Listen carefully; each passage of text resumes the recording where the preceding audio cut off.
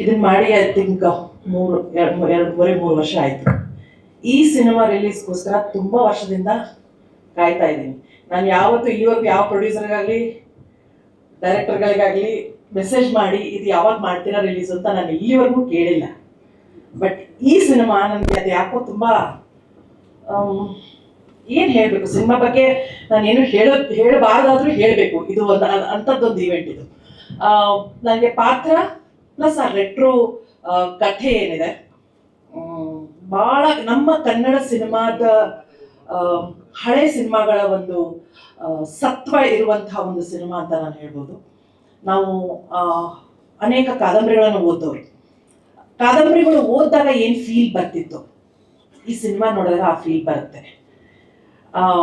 ಇದರಲ್ಲೂ ಅತ್ತೆ ಅಜಯ್ ರಾವ್ ಅವರಿಗೆ ಅಮನ್ ಕ್ಯಾರೆಕ್ಟರ್, ಅವ್ರ ಜೊತೆ ನಂದು ಇದು 3ನೇ ಸಿನಿಮಾ.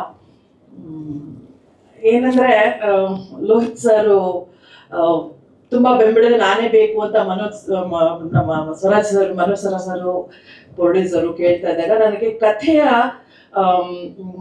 ಅನ್ನೋದಕ್ಕಿಂತ ಹೆಚ್ಚಾಗಿ ಅದನ್ನ the making of the film is extremely different from what we know about film till date. ಅಂದ್ರೆ ಈಗ ಬರ್ತಾ ಇರೋ ಸಿನಿಮಾದ ಓಘ ಏನಿದೆಯಲ್ಲ, ಅದನ್ನು ಬಿಟ್ಟು ಹಟ್ಕೆ ಅಂತೀವಲ್ಲ, ಆ ಥರದ್ದು ಒಂದು ಕನ್ನಡ ಮಣ್ಣಿನ ಸೊಗಡು. ಅಂದ್ರೆ ನೀವು ಸ್ವಲ್ಪ ಒಂದು 70s and 80s ಹೋದಾಗ ಆಗಿನ ಮೊಬೈಲ್ ಇಲ್ಲದೆ ಇರುವಂತ ಕಾಲ, ಆಗಿನ ಜೀವನ ಹೇಗಿತ್ತು, ಆಗಿನ ಸಂಬಂಧಗಳು ಹೇಗಿದ್ವು, ಅದನ್ನ ಹೇಳುವಂತ ಒಂದು ಕಥೆ. ಸರಳ ಸುಬ್ಬರಾವ್ ಹೆಸರು ಎಷ್ಟು ಮಜವಾಗಿದೆಯೋ ಅಷ್ಟೇ ಮಜವಾಗಿ ಸಿನಿಮಾ ಇದೆ. ನನಗನ್ಸುತ್ತೆ ಕನ್ನಡದ ಎಲ್ಲ ವೀಕ್ಷಕರು ಇದನ್ನ ಬಹಳ ವಿಭಿನ್ನವಾಗಿ ಬಹಳ ರಸವತ್ತಾಗಿ ಇದನ್ನ ಎಂಜಾಯ್ ಮಾಡ್ತೀರಾ, ಖಂಡಿತವಾಗ್ಲೂ ಎಂಜಾಯ್ ಮಾಡ್ತಾರೆ. ಸಿನಿಮಾ ನೋಡಿದ್ಮೇಲೆ ನಿಮ್ಗೆ ಗೊತ್ತಾಗುತ್ತೆ. ಯಾಕಂದ್ರೆ ಕಥೆ ಜೊತೆಗೆ ಮೇಕಿಂಗ್ ಕೂಡ ತುಂಬಾ ವಿಭಿನ್ನವಾಗಿದೆ. ಜಾಸ್ತಿ ನಾನು ಏನು ಹೇಳಕ್ಕಾಗಲ್ಲ. That's it from me. ಎಲ್ರಿಗೂ ನಮಸ್ತೆ. ಕೂತಿರುವಂತಹ ಎಲ್ಲ ಸೀನಿಯರ್ಸ್ಗೆ, ಅಜಯ್ ಸರ್ಗೆ ಮತ್ತೆ ಎಲ್ಲ ಹಿರಿಯರಿಗೆ ನನ್ನ ನಮಸ್ತೆ. ಮಾಧ್ಯಮದವ್ರಿಗೆ ಎಲ್ರಿಗೂ ನನ್ನ ನಮಸ್ತೆ. Thank you. ಈಗ ಅಜಯ್ ಸರ್, ನಾನು ಯೂಶಲಿ ಫಸ್ಟ್ ಅಜಯ್ ಸರ್ ಬಗ್ಗೆ ಹೇಳ್ತೀನಿ. ಜಿಮ್ಮಲ್ಲಿ ಒಟ್ಟಿಗೆ ವರ್ಕೌಟ್ ಮಾಡ್ತೀವಿ, ಸೊ ನಾವು ಡೈಲಿ ಆಲ್ಮೋಸ್ಟ್ ಸಿಗ್ತೀವಿ, ಮಾತಾಡ್ತೀವಿ. ಬಟ್ ಅಜಯ್ ಸರ್ ನನ್ನ ಪ್ರೊಡ್ಯೂಸರ್ಗೆ, ಡೈರೆಕ್ಟರ್ಗೆ ಒಂದು ಪಾತ್ರಕ್ಕೆ ರೆಫರ್ ಮಾಡ್ತೇನೆ ಅಂತ ಯಾವತ್ತೂ ಅನ್ಕೊಂಡಿರ್ಲಿಲ್ಲ. ಸೊ ಆ್ಯಂಡ್ ನನಗೆ ಪಾತ್ರ ಕಥೆಗಿಂತ ದೊಡ್ಡದು ಯಾವುದೂ ಇಲ್ಲ ಅನ್ಸುತ್ತೆ ಸಿನಿಮಾದಲ್ಲಿ. ಬಿಕಾಸ್ ಒಂದು ಇನ್ಸ್ಟಿಂಕ್ಟ್ಸ್ ಅಂತ ಎಲ್ರಿಗೂ ಒಂದು ಇರುತ್ತೆ, ಅದು ವರ್ಕ್ ಆಗುತ್ತೆ. ನನಗೆ ಒಂದು ದೊಡ್ಡ ಪ್ರಾಜೆಕ್ಟು, ಒಂದು ಚೆನ್ನಾಗಿರೋ ಪ್ರಾಜೆಕ್ಟು ಆಗೋ ಟೈಮಲ್ಲಿ ಅದರಲ್ಲಿ ಒಂದು ಭಾಗ ಆಗಬೇಕು ಅನ್ನೋ ನನ್ನ ಆಸೆ. ಆಮೇಲೆ ಹಿರಿಯರು, ರಂಗನಾಥ್ ಸರ್ದವ್ರದವರು ತುಂಬ ಹಿರಿಯರು ನಮಗೆ ಸಿಕ್ಕಿದಾಗ ಕೆಲಸದ ಟೈಮಲ್ಲಿ ಹೇಳ್ತಿರ್ತಾರೆ, ಪಾತ್ರ ಯಾವಾಗಲೂ ಚಿಕ್ಕದು ದೊಡ್ಡದು ಅಂತಿರಲ್ಲ, ನೀನು ಹೆಂಗೆ ಅಭಿನಯಿಸ್ತೀಯಾ, ಹೆಂಗೆ ಅದನ್ನ ನಿಭಾಯಿಸ್ತೀಯಾ ಅದ್ರ ಮೇಲೆ ಡಿಪೆಂಡ್ ಆಗಿರುತ್ತೆ ಅಂತ. ಸೊ ಲಕ್ಕಿಲಿ ನನಗೆ ಚೆನ್ನಾಗಿ ಹೇಳ್ಕೊಟ್ಟು ಚೆನ್ನಾಗಿ ಕೆಲಸ ಮಾಡಿಸಿದಾರೆ ಅಂತ ನಂಬಿದ್ದೀನಿ. ಹೋಪ್ಫುಲಿ ಎಡಿಟಿಂಗಲ್ಲಿ ಚೆನ್ನಾಗಿ ಬಂದಿದೆ, ನೋಡಿರ್ತಾರೆ. ಚಿಕ್ಕ ಪಾತ್ರ, ತುಂಬ ಚಿಕ್ಕ ಪಾತ್ರ, ಗೆಸ್ಟ್ ಅಪಿಯರೆನ್ಸ್ ಅಂತ ಹೇಳ್ತಾರೆ ನಮ್ಮ ಪ್ರೊಡ್ಯೂಸರು. ಬಟ್ ಗೊತ್ತಿಲ್ಲ ಇದು ಸ್ಪೆಷಲ್ ಅಪಿಯರೆನ್ಸ್ ಗೆಸ್ಟ್ ಅಪಿಯರೆನ್ಸ್ ನನಗೆ ಅರ್ಥ ಆಗಲ್ಲ. ಬಟ್ ಈ ಮೂವಿ ನನ್ನ ಲೈಫಲ್ಲಿ ಒಂದು ಸ್ಪೆಷಲ್ ಅಪಿಯರೆನ್ಸ್ ಆಗಿರಬೇಕು ಅಂತ ನಾನು ಎಕ್ಸ್ಪೆಕ್ಟ್ ಮಾಡ್ತೀನಿ. ಸೊ ಅದು ಆಗುತ್ತೆ ಅನ್ನೋ ನಂಬಿಕೆನೂ ಇದೆ ನನಗೆ. So and Lohith sir producer, ಹೌದು ಪ್ರೊಡ್ಯೂಸರ್ ಅವರು, ಬಟ್ ಪ್ರೊಡ್ಯೂಸರ್ಗಿಂತ he is a great human being. ಎಲ್ಲರೂ ಪ್ರೊಡ್ಯೂಸರ್ ಅಂತಾನೆ ಕರೀತಾರೆ, ಬಟ್ ನನಗೆ ಒಬ್ಬ ತುಂಬ ಒಳ್ಳೆ ಮನುಷ್ಯ ಅಂತ ಅನ್ಸುತ್ತೆ. ಯಾಕಂದ್ರೆ ಒಬ್ಬ ಕಲಾವಿದ ಕ್ಯಾರವನ್ ಕೊಟ್ಟು ಕ್ಯಾರವನ್ಗೆ ಬಂದು ಎಲ್ಲ ಕರೆಕ್ಟ್ ಆಗಿದೆ ಅಂತ ಕೇಳ್ತಾರೆ. ಇಷ್ಟೊಂದು ಆಗಿರ್ಬೇಡಿ ಸರ್, ಕಷ್ಟ ಆಗುತ್ತೆ. ಅದು ಇಂಡಸ್ಟ್ರಿಗೆ ಬಂದ್ಬಿಟ್ಟು ಇಷ್ಟೊಂದು ಆಗ್ಬಿಟ್ಟು ನಾವು ಏನು ಮಾಡಬೇಕು ಸರ್. ತುಂಬಾ ಥ್ಯಾಂಕ್ಸ್, ಅಷ್ಟು ಚೆನ್ನಾಗಿ ಮಾಡ್ಕೊಂಡ್ರಿ. ಎಸ್ಪೆಷಲಿ ನಮ್ಮೂರಲ್ಲಿ ಅಷ್ಟು ಚೆನ್ನಾಗಿ ಕೇರ್ ತಗೊಂಡು ತುಂಬ thanks sir. And Manju sir ಈಗ ಡೈರೆಕ್ಟರ್ಗೆ ಒಂದು ಯೂಶಲಿ ಏನೋ ಒಂದು ನಾನು ವರ್ಕ್ ಮಾಡಿರೋ ಡೈರೆಕ್ಟರ್ಗೆ ಆ ಡೈರೆಕ್ಟರ್ ಸ್ಥಾನನೇ ಒಂದು ತುಂಬಾ ದೊಡ್ಡದು ಸ್ಥಾನ. ಅದು ಆ ಸ್ಥಾನದಲ್ಲಿ ಕೂತ್ಕೊಂಡಾಗ ಏನೋ ಒಂದು ಗತ್ತಿರುತ್ತೆ, ಒಂದು ಆಟಿಟ್ಯೂಡ್ ಬಂದ್ಬಿಡುತ್ತೆ ಆಟೋಮೆಟಿಕ್ ಆಗಿ. ಒಂದು ಪೊಸಿಷನ್ಗೆ ಬಂದಾಗ ಹೀರೋಗೆ ಒಂದು ಆಟಿಟ್ಯೂಡ್ ಬಂದೇ ಇರುತ್ತೆ. ಆ ಪೊಸಿಷನ್ಗೆ ಹೋದಾಗ ಆ ಪಾತ್ರಕ್ಕೆ, ಆ ಪೊಸಿಷನ್ಗೆ ಒಂದೊಂದು ಗತ್ತಿರುತ್ತೆ. ನಿರ್ದೇಶಕರು ತುಂಬಾ ಚೆನ್ನಾಗಿ ಎಲ್ಲಾರನ್ನು ಒಂದೇ ತರ ಮಾತಾಡಿಸ್ತಾರೆ. ಇದು ತುಂಬಾ ಇಷ್ಟ ಆಗುವಂತ ಗುಣ. ಪ್ರತಿಯೊಂದು ಪಾತ್ರಧಾರಿಗಳನ್ನು ಒಂದೇ ತರ. ಈಗ ನಾನು ಹೀರೋ ಮಾಡಿರ್ಬೋದು, ಅದು ಸೆಕೆಂಡ್ರಿ, ಬಟ್ ನಾನು ಈ ಪಿಕ್ಚರ್ ಅಲ್ಲಿ ಒಂದು ಪಾತ್ರ ಮಾಡ್ತಿದ್ದೀನಿ ಅಂತ ಅಷ್ಟು ಚೆನ್ನಾಗಿ ನರೇಶನ್ ಕೊಟ್ಟು ಅವ್ರು ಬರೀ ನನ್ನ ಪಾತ್ರದ ಬಗ್ಗೆ ಮಾತ್ರ ಹೇಳ್ಬೋದಾಗಿತ್ತು, ಇಡೀ ಸಿನಿಮಾ ಕಥೆ ಹೇಳಿದ್ರು. ಆ್ಯಂಡ್ ತುಂಬ ಚೆನ್ನಾಗಿ ಅದನ್ನ ಹೇಳ್ಕೊಟ್ಟು ಆ ಪಾತ್ರನ ಹೆಂಗೆ ಎಮೋಷನ್ಸ್ ಬರಬೇಕು ಅಂತ. ಅಫ್ಕೋರ್ಸ್ ಅವರ ಸಿನಿಮಾ ಶ್ರಾವಣಿ ಸುಬ್ರಹ್ಮಣ್ಯ ಅವೆಲ್ಲ ನೋಡಿ ತುಂಬ ಇನ್ಸ್ಪೈರ್ ಆಗಿದ್ದೀನಿ ನಾನು. ಅಂದರೆ ಇಷ್ಟು ಒಳ್ಳೆ ಡೈರೆಕ್ಟರ್ ಹತ್ರ ನಾವು ಸಿಗ್ಬೇಕಪ್ಪ ಅಂತ.